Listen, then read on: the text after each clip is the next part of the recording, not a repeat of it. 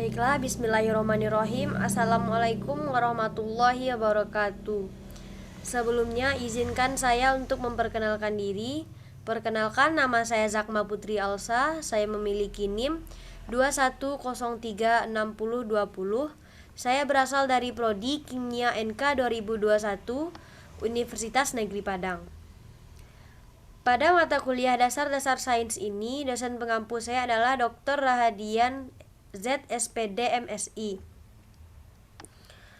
Baiklah, izinkan saya untuk membacakan materi tentang produk sains.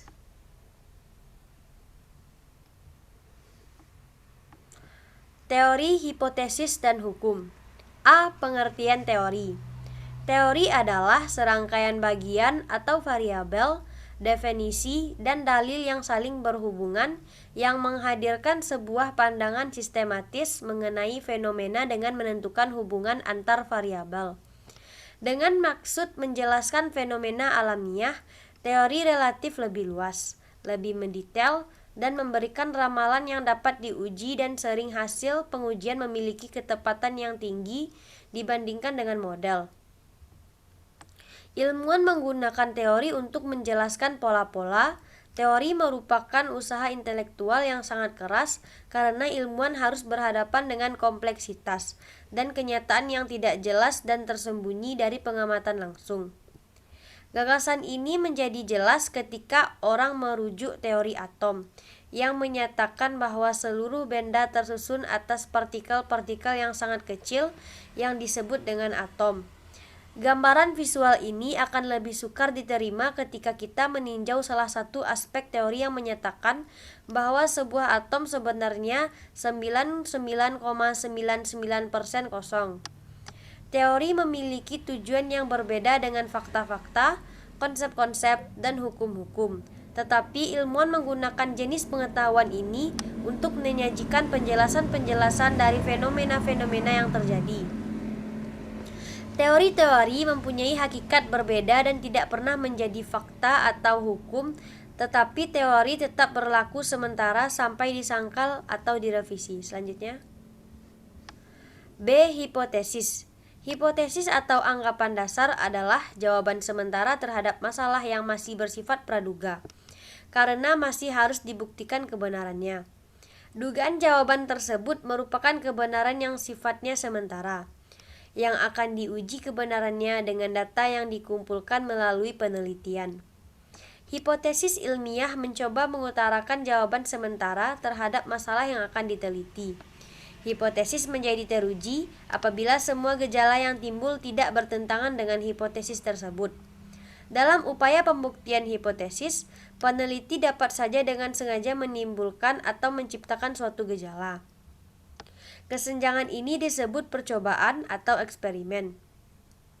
Hipotesis yang telah teruji kebenarannya disebut teori. Selanjutnya, C. Hukum. Hukum merupakan pernyataan yang singkat tapi bersifat umum dalam menjelaskan perilaku alam. Terkadang, pernyataan itu membentuk suatu persamaan atau hubungan. Misalnya hukum 2 Newton. Suatu pernyataan disebut hukum jika secara eksperimental berlaku secara luas. Hukum-hukum ilmiah bersifat deskriptif, menjelaskan bagaimana alam berperilaku, tidak menjelaskan bagaimana alam harus berperilaku. Berbeda dengan hukum politik yang preskriptif, di mana menjelaskan bagaimana manusia harus berperilaku. Suatu pernyataan disebut hukum jika validitasnya telah teruji secara luas. Walaupun demikian, jika terdapat informasi-informasi baru yang muncul, maka hukum-hukum tersebut harus disesuaikan, bahkan harus dilenyapkan. Kekhasan hukum dapat ditunjukkan dari: pertama, bersifat lebih kekal karena telah berkali-kali mengalami pengujian. Kedua, pengukusannya dalam menunjukkan hubungan antar variabel. Selanjutnya, hubungan antara teori dan hukum. Hukum dan teori bisa juga dipahami sebagai dua elemen yang dapat menjelaskan sesuatu itu sebagai fakta. Contohnya adalah gravitasi. Kita dapat melakukan observasi untuk melihat efeknya, baik di bumi maupun di luar angkasa, dan juga ada hukum yang menjelaskannya. Adalah kesalahpahaman bahwa teori berubah menjadi hukum dengan penelitian yang cukup. mengatakan bahwa suatu penemuan belum benar selama dia masih menggunakan kata teori dan bukan hukum adalah kekeliruan.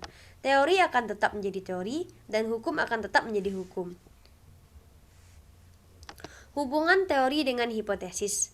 Secara umum, teori merupakan analisis hubungan antara fakta atau fenomena yang satu dengan fakta yang lain pada sekumpulan fakta-fakta. Yang lebih jelasnya bahwa suatu teori adalah suatu fenomena yang diperoleh melalui proses sistematis dan harus dapat diuji kebenarannya. Bila tidak, maka itu bukan teori. Teori dibutuhkan sebagai pegangan-pegangan pokok secara umum dalam hubungan dengan data. Teori dibangun dengan data yang tersusun dalam satu sistem pemikiran sistematik. Karena itu, pengumpulan data dilakukan hanya sesudah segala sesuatu pun mengenai masalah penelitian telah selesai direncanakan. Hubungannya dengan hipotesis dalam suatu penelitian, sebuah teori adalah perumusan sementara tentang suatu kemungkinan dalil. Teori sebagai titik permulaan dalam arti bahwa dari situlah bersumbernya hipotesis yang akan dibuktikan. Baiklah, sekian, terima kasih materi yang dapat saya sampaikan. Apabila ada kesalahan mohon dimaafkan. Apabila penonton ada kritik, saran, dan tambahan bisa ditambahkan di kolom komentar. Wabillahi taufiq wal hidayah. Assalamualaikum warahmatullahi wabarakatuh.